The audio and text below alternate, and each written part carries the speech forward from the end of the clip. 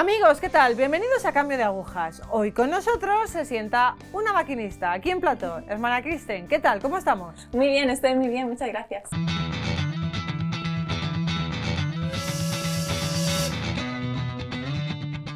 Vale, vamos a empezar desde el principio y vamos a hablar un poco de tus orígenes. Ok, muy bien. ¿De dónde eres? ¿Cuántos años tienes? ¿Cómo era tu familia? Ok. Soy de Estados Unidos, de Naples, Florida.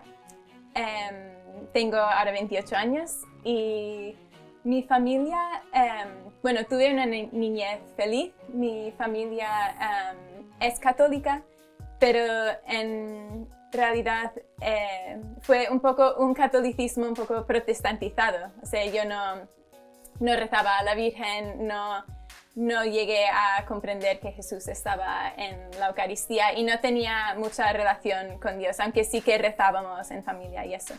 Y yo diría que el ambiente de mi familia, no tanto de mi familia, pero de mi entorno, como de la ciudad en la que crecí, era de mucho dinero, todo muy ideal, como la ciudad. Era como todo el mundo vivía pues en chalets ideales, en urbanizaciones preciosas y no hay como ni una hierba fuera de sitio. Todo era como vivir en una burbuja, a veces lo digo así, fue como vivir en una burbuja. Y como la gente de dinero, la gente que era rica, digamos, tenían sus mansiones en la playa, y eso era un poco el ambiente en el que vivía. Incluso yo pensaba que nuestra familia era un poco pobre, porque veía que mis amigas tenían pues sus mansiones en la playa con ascensor dentro de su casa o con su playa privada, o una amiga que su familia tenía una isla pues con canchas de baloncesto, tenis y de todo. Entonces yo me acuerdo que mi madre me tuvo que decir, no somos pobres, como hay gente en el mundo como que sufre y que no tiene de qué comer, y esos son pobres como nosotros. Comparado con los demás, pues tenemos mucho. Pero fue para mí como un acto de confianza, porque el ambiente en el que vivía pues fue eso. O, por ejemplo, pues una amiga te invita para su cumpleaños a ir a Disneyland en su jet privado. Entonces eso era un poco el ambiente que yo tenía cuando era pequeña. Vale, ese era el ambiente socioeconómico, Sí. y sociocultural un poco Sí. en el que vivías. Uh-huh. ¿Cómo afrontas la escuela? ¿Cómo fue tu vida estudiantil? Pues bien, fui a una escuela muy buena, estaba contenta allí, se me daban bien los estudios y lo disfrutaba mucho. Sí. ¿Y Dios? En esa, por ejemplo, en esa etapa, por ejemplo, la primaria, que sería aquí de los 6 a los 12. En la primaria no tenía mucha relación con el Señor. Era solo pues ir a misa los domingos y además quejándome un poco con mi madre, como de verdad que tenemos que ir otra vez, como no veía el sentido. Me acuerdo que ella me decía, es 1 hora a la semana, 1 hora a la semana. Y yo decía, son 2, porque tengo que ir a catequesis también. Vale. No entendía mucho el sentido, sí. Vale. No tenía una relación con el Señor. Vale, de los 6 a los 12, lo que es la secundaria, el high school. Uh-huh. ¿Cómo es esa vida? Ok. En la secundaria, digamos, era cuando se presentaron pues más luchas, porque si en la primaria tu amiga te invita a Disneyland para su cumpleaños, pues en la secundaria, en high school, en un ambiente de tanto dinero, pues había muchísimos más peligros. Y yo sí que en ese tiempo me empecé a meter un poco más en lo que es la superficialidad, pues cambiar el modo de vestir, buscar llamar la atención, empezar también a salir con chicos. Yo me acuerdo que mi hermanastra una vez me dijo en esa época, pero ¿por qué siempre tienes que estar saliendo con un chico? Y yo me acuerdo que me quedé pensando un poco ofendida. Y dije, yo no necesito salir con un chico, pero es que me gusta, para mí era como todo un mundo nuevo y emocionante, y no veía para nada el peligro en el que podía estar metiendo mi alma. Pero sí que era cada vez más claro que si yo seguía por ese camino, pues aunque yo no lo veía en el momento, pero había peligros muy grandes para mi alma allí. ¿Cuáles eran esos peligros? Para hacerlo más gráfico, sí. para el que nos esté viendo, ¿no? Y diga, pues yo estoy haciendo lo mismo que ella hacía, entonces esto no está bien. Okay. Realmente no llegué a meterme a fondo en esos peligros, gracias a Dios, porque el Señor pues entró en mi vida a través del Hogar de la Madre. Entonces el Señor me salvó de mucho. Pero sí, viendo un poco cómo ha ido la vida de algunos amigos míos después de eso, pues había mucho peligro en el sentido de, pues obviamente la droga y el alcohol. Y yo creo que más que nada una vida superficial, una vida de a lo mejor por un lado seguir adelante con los estudios y aparentar ser una cosa delante de los padres, pero luego a la vez estar como desgastando la vida yendo de fiesta en fiesta, buscando solo el placer y el dinero. También yo creo que muchos de mis compañeros como a lo mejor no muchos, pero algunos, como sus padres tenían tanto y se metían tanto en el trabajo, buscaban un poco ese cariño y esa felicidad en las cosas materiales. Y me acuerdo una vez una amiga un poco se estaba quejando porque yo no iba a ir a una fiesta y dije, pues mi madre no me deja y ya está. Y al principio se enfadó, pero después se quedó mirándome con una mirada de tristeza y me dijo, ¿sabes qué? Mi madre me deja hacer todo lo que me da la gana. Y me impresionó porque era una mirada de mucha tristeza. Y era porque se daba cuenta de que ella podía hacer lo que ella quería, pero no tenía lo que más quería, que era el amor, el cariño. Y era una persona que le dijese como hasta aquí, pero más allá no. Entonces yo, gracias a Dios, el Señor me ha dado una familia pues que se ha cuidado de mí. Pero sí,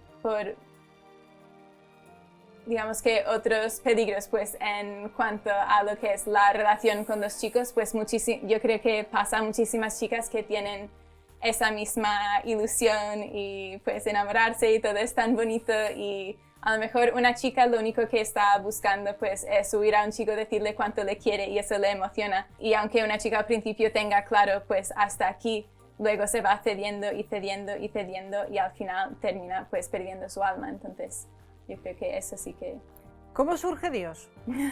Surge Dios a través del Hogar de la Madre. Cuando conocí a las siervas y a los siervos, empecé a ir a campamentos y a retiros. Al principio estaba totalmente obligada por mi madre a ir, yo no quería. Pero tengo que decir que bastante rápido el Señor me dio la gracia de darme cuenta que lo que estaban predicando los siervos, por ejemplo, era la verdad. Y eso que era muy distinto a lo que yo había oído en las parroquias en mi pueblo. Pero lo reconocía, como decía, es que eso es la verdad, eso es lo que yo quiero. Yo creo que es una gracia que el Señor me dio. Luego a la vez veía como mucha alegría y mucha felicidad en las hermanas de modo especial. Me acuerdo que yo comparaba, yo decía, a ver, como yo vengo de, o sea, en mi entorno la gente tiene todo lo que quiere, absolutamente todo. Y sin embargo, no veo en ellos la misma felicidad que veo en las hermanas que no tienen nada. Y era como me hizo pensar mucho y yo creo que veía a través de mi encuentro con las hermanas que como que la felicidad, yo creo que ya sabía que la felicidad no estaba en el dinero porque lo veía, pero lo veía de manera mucho más concreta y más obvia y de un modo que yo no podía negarlo, que quien da la verdadera felicidad es el Señor. Vale, en este proceso de encontrar a los siervos y a las siervas del hogar de la madre, ¿ha habido algún tipo de lucha? De lucha contra el Señor, contra aquello que, bueno, pues el Señor te pide esto, pero tú, ¡ah! No. Sí. O, no, esto no. Sí, claro que había muchas luchas. Cuando empezó lo que es high school, que sería como... El instituto aquí, la secundaria. Eso es. Yo allí con mi hermanastra Rachel dije, a ver, como yo no quiero meterme por un camino malo, como yo quiero, y ella estaba también en lo mismo, como queremos ser buenas, entonces nos hicimos una promesa pues de no meternos en la droga, en el sexo o en el alcohol, al menos a emborracharse en el instituto. Y yo creo que eso no era una promesa con el Señor, no era algo que, como yo no lo veía de manera muy sobrenatural, pero sí que al menos tenía esa intención de vivir bien y de no ser mala en el instituto. Pero no era... yo creo que precisamente por eso, precisamente porque era como tan humano ese deseo, pues no llegó muy lejos. Y yo creo que la primera lucha que tuve era en ese primer año del instituto, que empecé a salir con un chico. Y aunque yo tenía intenciones de vivir muy bien el noviazgo y él también, yo veía que estaba negando algo al Señor y veía que el tema de la vocación estaba siempre ahí, como, ¿y si el Señor me llama? ¿Y si el Señor me llama? ¿Y si ahora no estoy siendo fiel a lo que el Señor quiere de mí? Y las hermanas ese verano me invitaron a ir a España, a venir a España. Y en cuanto llegué, era como clarísimo para mí que si yo sigo con este chico, no estoy abierta a lo que el Señor quiere. Como, solo tenía 15 años, y yo decía, es que estoy ciega, como no puedo mirar al Señor y decir, pues, lo que tú quieras cuando Él está a mi lado, porque estoy enamorada. Entonces no tiene sentido. Entonces decidí dejarle. Y le dejé. Pero yo creo que era en ese momento bastante como un cálculo un poco frío, como no estaba, al menos en el momento yo no sentía que estaba haciendo algo por amor al Señor, sino pues si yo tengo que discernir mi vocación, este chico no me permite hacerlo, entonces le tengo que dejar. Entonces el año después fue un año muy duro, porque yo sentía que el Señor me estaba pidiendo romper mi corazón y un poco no me costó encajarlo. Pero es verdad que cuando tú das algo al Señor, aunque no lo llegas a entender totalmente, Él te lo va enseñando poco a poco y también va sanando las heridas que pueden ocasionarse. Y yo creo que el año después fue mucho... el Señor poco a poco enseñándome a poner en Él mi confianza. Luego otras, como esa fue una decisión que el Señor me pidió, una lucha que me ha ido mucho en mi camino. Entonces yo he dicho que ya había decidido como ser buena y no poner en peligro mi alma. Pero a la vez, como yo empecé alrededor de esos años a salir con los amigos de mi hermano y con mi hermano. Y mi hermano, pues gracias a Dios, él era muy como quería protegerme y quería ayudarme. Entonces él no me invitaba cuando iban a hacer como locura, cuando iban a pues estar bebiendo, etc. Vale. No me llevaba a mí. Pero sí que en otros, como yo digo, pues peligros casi físicos sí que me llevaba, como por ejemplo, un amigo de mi hermano cuando cumplió 16 años, sus padres le compraron un cochazo. Cuando cumplió 17 dijeron, pues, ¿qué quieres? Y él dijo, pues, un barquito especializado para el esquí acuático.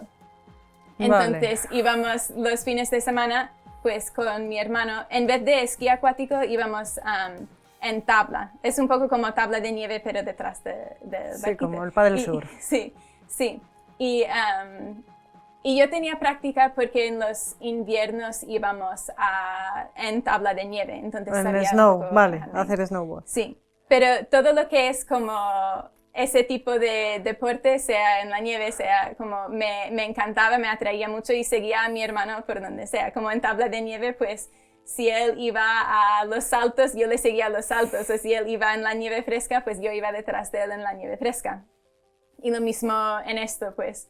Yo creo que por una parte a él le gustaba decir a sus amigos como, mira, mi hermano pequeño puede saltar más alto que tú, le hacía ilusión. Pero también, aunque no, eso mismo no era un peligro tan grande, pero sí que, por ejemplo, pues había un huracán y pues era un huracán pequeño comparado con lo que podía ser y dice, vente conmigo que vamos a ir en... se llama en español, en moto de agua. Vamos a ir en moto de agua durante el huracán. Y dije, vale, yo voy contigo. Entonces, o sea, que te podía la adrenalina. Sí, yo casi creo que como no tenía, como mi rebeldía de adolescente no había ido hacia lo moralmente malo, pues un poco Pero iba tú necesitabas soltar de alguna manera y era con las emociones fuertes. Eso es. Entonces me encantaba todo lo que fuese, sí, como deportes extremos, digamos. Vale, soltar la adrenalina. Eso es. Pero a un cierto punto mi hermano pues no me invita a ir a lo que es el esquí acuático. Y pensé, qué raro. Y la siguiente semana tampoco. Y dije, como, ¿qué es lo que está pasando? Y la siguiente semana le pregunto, como, a ver, ¿por qué no me estás llevando? Y dijo, bueno, han empezado a llevar cerveza. Las chicas que van ahora no van para esquiar o para ir en la tabla. No te va a gustar el ambiente. Pero si tú quieres, te llevo. Entonces allí no sabía qué hacer porque decía, yo no quiero ir para beber cerveza.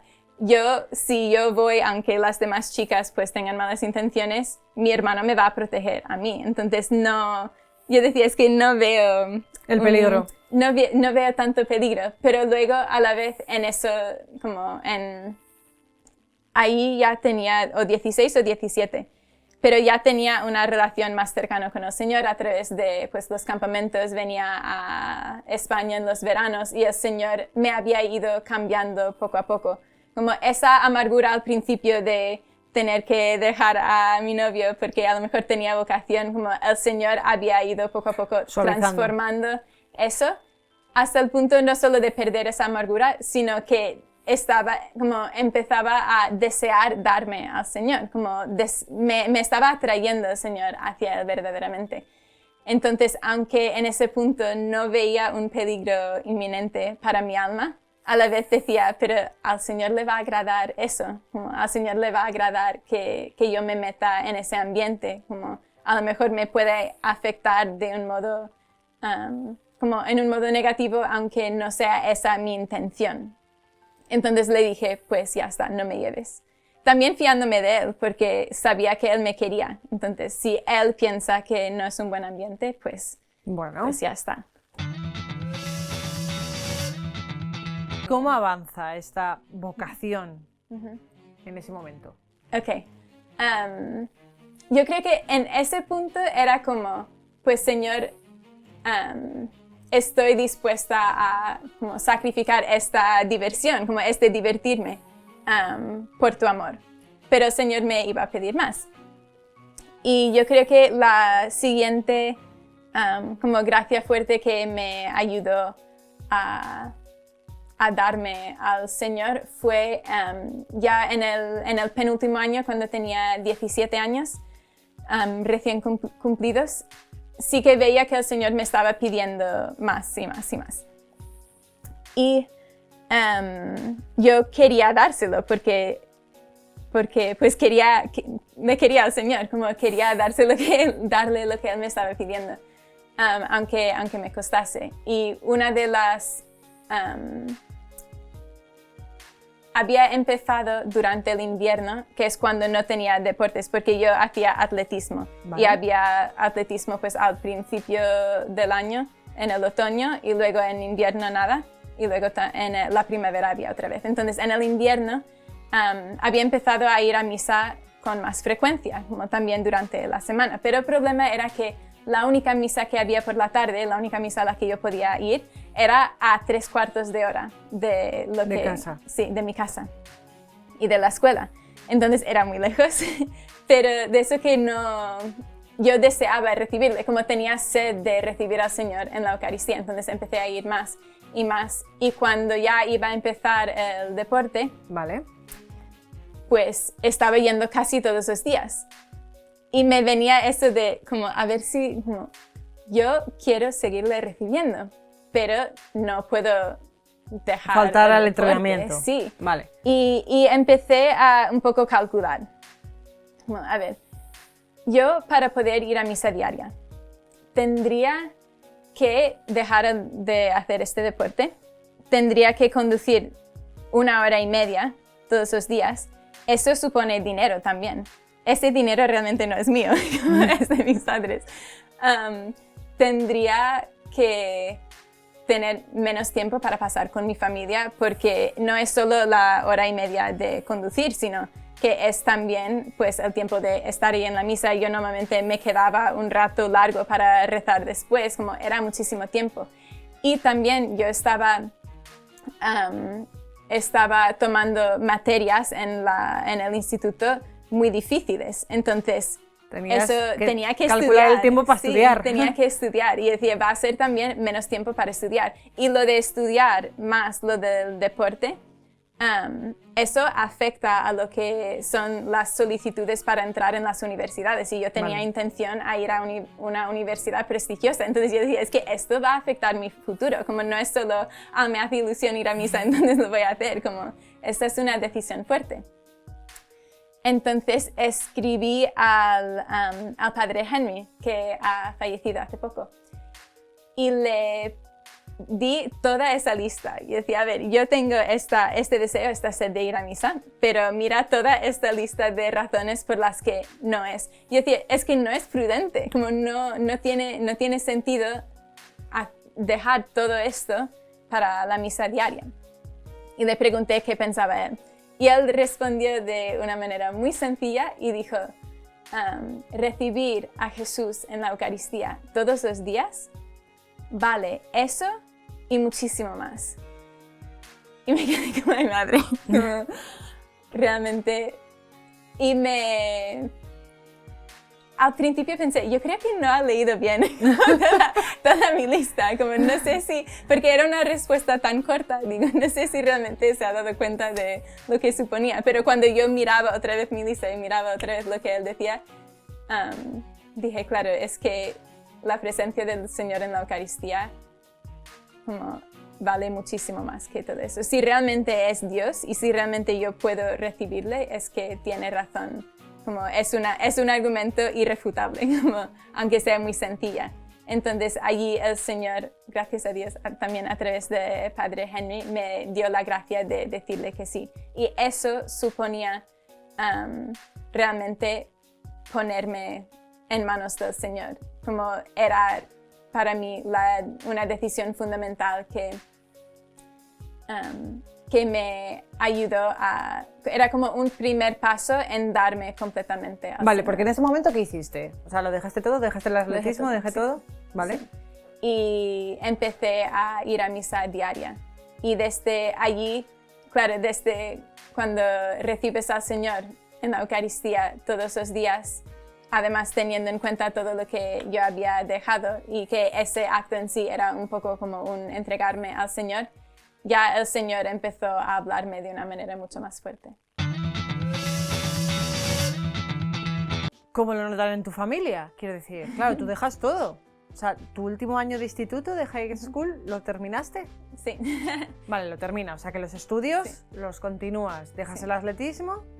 Lo que yo dejé en ese momento o sea, exteriormente realmente solo dejé el atletismo. Vale. Pero para mí era también como poner mi futuro en sus manos, porque sabía que era una decisión que iba a quedar mal en las solicitudes para la universidad. Y de hecho cuando teníamos como de vez en cuando reuniones de orientación. Sí. Entonces cuando dije esa decisión al que me orientaba, él me decía, ¿pero qué estás haciendo? Como, si tú quieres llegar a esta universidad, ya está, como no tiene sentido esa decisión. También en mi familia, como toda mi familia ha ido a la misma universidad católica prestigiosa, entonces era como mi padre, mi madre, mis tíos, mis tías, mis abuelos, los dos lados, como había muchísima tradición de ir a esa universidad. Incluso mi padre me decía de vez en cuando, vas a ser tú que vas a llegar a esa universidad, porque mis hermanos mayores no habían podido porque no les daba la nota. Entonces había como mucha esperanza puesta en eso y fue algo como importante, era algo importante para mí también llegar a poder ir a esa universidad. Pero no se dio. Pero no se dio. ¿Y qué hiciste? ¿Viniste a España directa? A ver, ese verano, después de ese... ¿Sí? ¿De terminar el curso? De terminar ese curso, fui a España y la verdad es que ya era bastante claro el tema de la vocación para mí, como el Señor, como que yo tenía que darme al Señor. Incluso cuando las amigas hablaban de, pues, cuando nos casemos o lo que sea, yo es que no podía ni participar porque para mí, o sea, yo sabía que el Señor me quería para sí y quería darme a Él. Entonces, ese verano consideré la posibilidad de entrar. Bueno, ¿y ahora estás aquí? Sí. ¿Y bien? Sí, muy bien. Estoy muy contenta, gracias a Dios. Hice los votos perpetuos el 8 de septiembre pasado, entonces ya soy totalmente del Señor. Genial, genial. ¿Qué has ganado? ¿Qué he ganado? Pues todo. Todo. O sea, el Señor, cuando damos un poco, Él da muchísimo más. Y como la felicidad que da el Señor es algo como tan profundo y tan grande que realmente no se puede ni describir. Y yo creo que también cuando llegó el momento de hacer los votos perpetuos, lo que me venía más que nada es agradecimiento, como estoy tan agradecida al Señor por todo lo que me ha dado, por haberme llamado, también por todas las personas que ha puesto en mi camino para guiarme, especialmente en esos años tan difíciles de la adolescencia. Como realmente estoy muy contenta y muy agradecida por todo lo que el Señor me ha dado. Hermana Kristen, gracias. Gracias por estar hoy aquí con nosotros. Nada, gracias a ti.